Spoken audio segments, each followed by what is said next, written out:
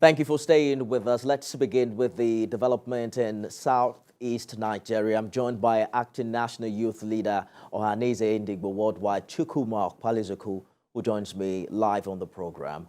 Thank you for joining us on Beyond First 100 Days. Let's begin with what your reaction is to the position of the Chief of Army Staff that sit at home is now a thing of the past in the region. Is that something you can confirm?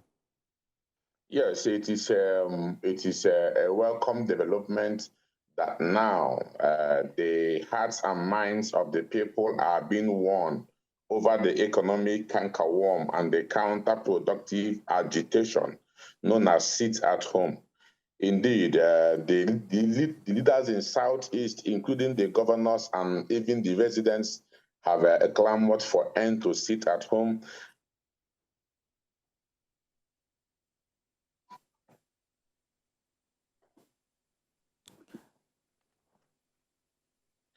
Are you there?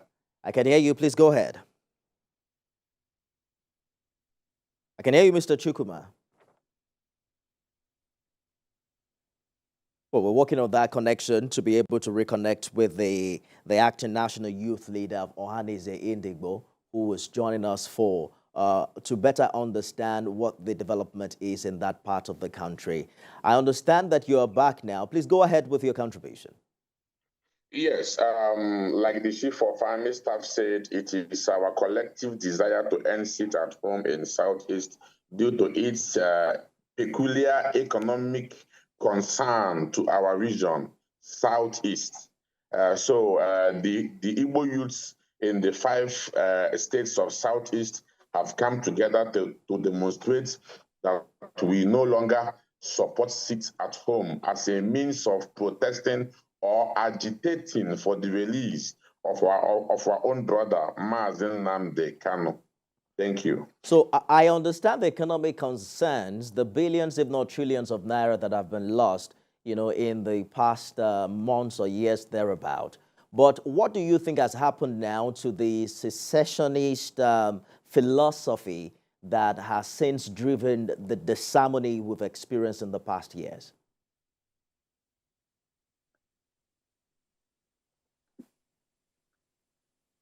Mr. Chukwuma. Yes, I'm here. I'm asking about the secessionist philosophy that seemed to have fueled the sit-at-home agenda in the first place. Would you say that the majority of stakeholders in the Southeast are now believing in the concept of one Nigeria and moving ahead?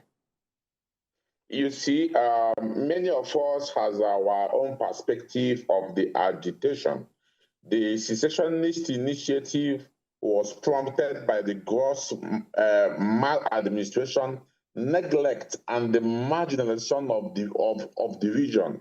Actually, I do not believe that if we want to resolve the issue of secession, we should commence from the immediate and the remote causes, which is marginalization. If you watch, the Southeast is not really asking that secession is the best option to seek redress. No.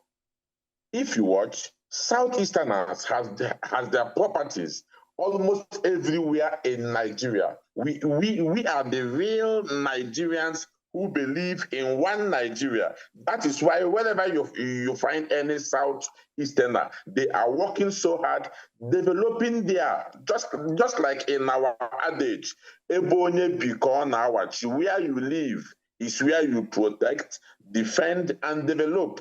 If the Southeasterners are scattered all over the country, they are living there, they are defending there, they are developing there. Why are we looking for secession? Because we are highly neglected, we are highly marginalized. So if these issues, these remote and the immediate causes are addressed, just like we are calling for Southeast Development Commission Bill. Southeast was ravaged by the Civil War, and it was resolved on reconstruction, rehabilitation, and repatriation. None of all these things has happened, but other zones who had less similar impact of violence or destruction. They now have development commission, except Southeast. So on this note, we are calling on the National Assembly to pass the Southeast Development Commission Bill, which is already on the floor before them, for equity and fairness. Again, Southeast in the recent appointment done by Mr. President, it is in tandem with the Constitution that every state will have one slot. Not just every state. Also, every zone as a geopolitical zone should also have one slot. If you observe closely, you will see that all the zones in Nigeria, they have more than 5. Some have 6, some have 7, some have more. Only Southeast is being denied of a slot. And we are calling for more. Which one are you referring to, Mr. Chukuma? Are you referring to the ministerial appointment? Yes, as part of the things that is causing the agitation that likely brought about the seat at home.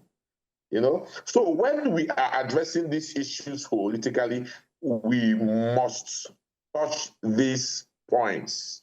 All right, so it's hard to see the correlation between a sit at home that began as what they called protest for the release of Mazi Nnamdi Kanu, and see the correlation between that and the number of Southeast appointments under the Tinubu administration.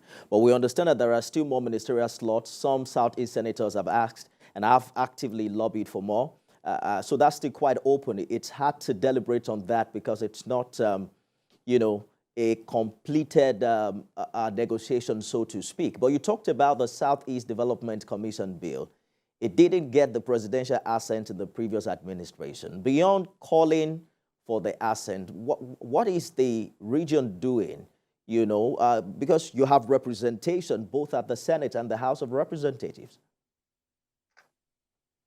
Yes, we are working so hard, forging the union that we require, doing nationwide consultation as needed to ensure that Southeast gets better treatment that will subsequently douse the entire initiative about agitation and forge the union that we harmonize and ensure that impact is maximized and purpose served. Acting National Youth Leader Ohanaeze Youth Worldwide Chukuma Palezoku, thank you so much for sharing your thoughts with us on the program this evening.